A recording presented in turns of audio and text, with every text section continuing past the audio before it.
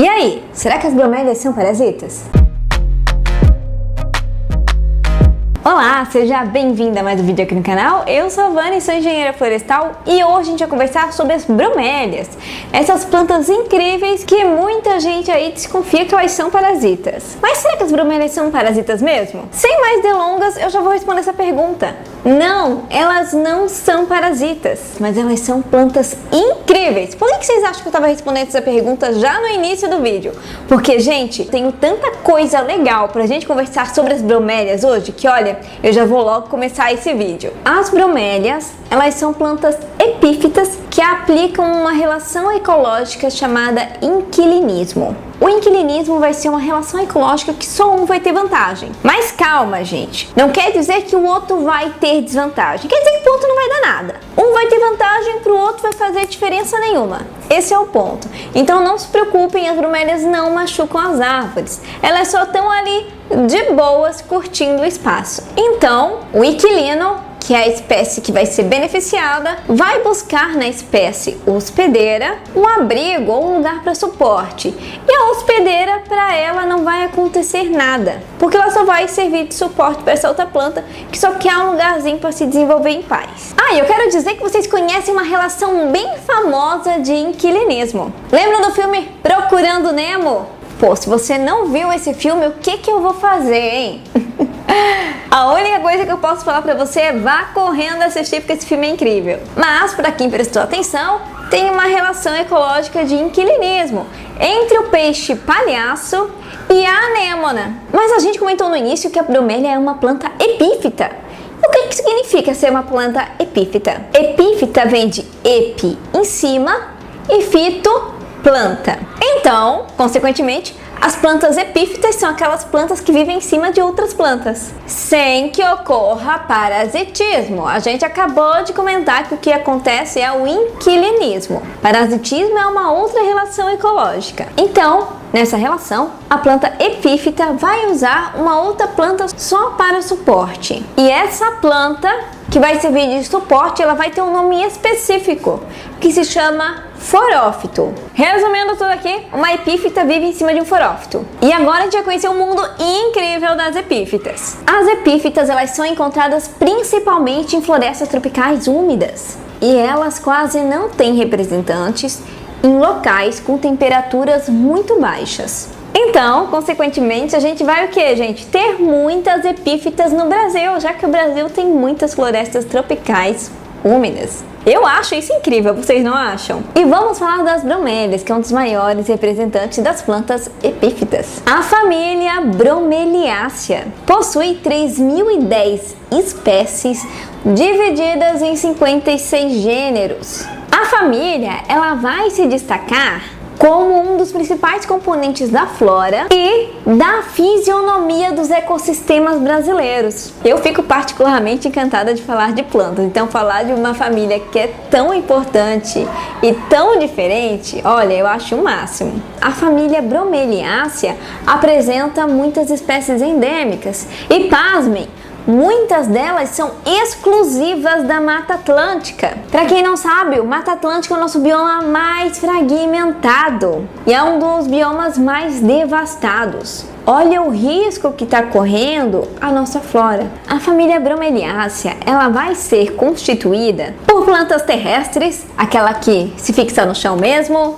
por plantas rupícolas. Se você não sabe o que é uma planta rupícola, é aquela que se desenvolve em cima de rochas e paredões. E as epífitas, que eu não vou repetir porque a gente acabou de ver sobre isso. Uma característica das bromélias que vocês já devem ter notado, quem conhece a bromélia, é que ela tem umas inflorescências bem bonitas de se ver. E geralmente as folhas das bromélias são distribuídas em rosetas. E geralmente essas folhas, elas vão ter uma bainha, uma base ali, mais alargada, para poder fazer um reservatório de água e de nutrientes. E esse reservatório, ele vai ter uma importância muito grande, tanto para a própria bromélia como planta, como para constituir um microambiente onde vão habitar diversos animais, desde formigas, sapos, aracnídeos e até serpentes. Gente, olha a importância ecológica das bromélias.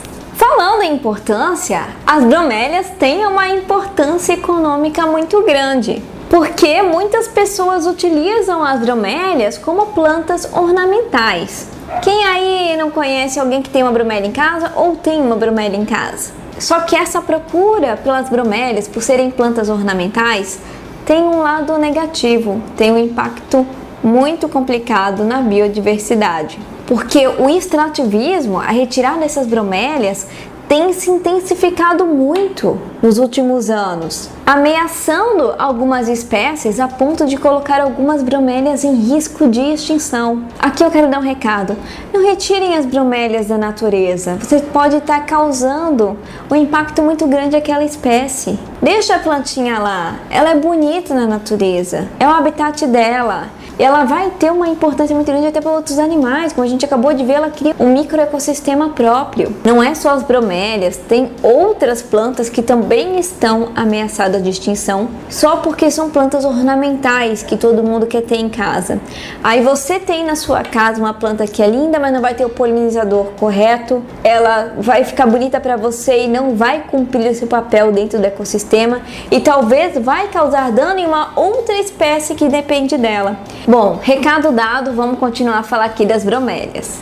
Tem uma bromélia que eu garanto que você já consumiu. Se você não consumiu porque você não gosta ou porque nunca teve oportunidade, com certeza você conhece essa planta. Sabe quem que é um dos maiores representantes e mais famosos das bromélias? O abacaxi. E uma outra curiosidade, o abacaxi não é uma fruta, ele é uma infrutescência. A gente já comentou nesse vídeo que as bromélias têm uma importância para os animais. Vamos entender um pouquinho melhor sobre essa relação? A família Bromeliaceae está entre as poucas famílias que a polinização é predominantemente feita por vertebrados. As bromélias são uma importante fonte de alimento para beija-flores, morcegos e insetos. Apesar de ela ter uma polinização predominantemente feita por vertebrados, ela também tem alguma polinização que é realizada por insetos. A ornitofilia, que é a polinização feita por pássaros, é a síndrome de polinização mais comum nas bromélias. Ou seja, as bromélias são predominantemente polinizadas por pássaros. E olha essa curiosidade: em certas áreas da Mata Atlântica, como o sudeste brasileiro, as bromélias chegam a representar 30% dos recursos alimentares utilizados pelos beija-flores, sendo que essas aves, os beija-flores, são consideradas as principais espécies que polinizam as bromélias. E vamos para mais uma curiosidade incrível das bromélias. Eu sei, gente, que eu falo que tudo é incrível, mas eu vou fazer o que se cada vez que eu pesquiso eu descubro mais coisa legal? Eu vou colocar tudo no vídeo mesmo.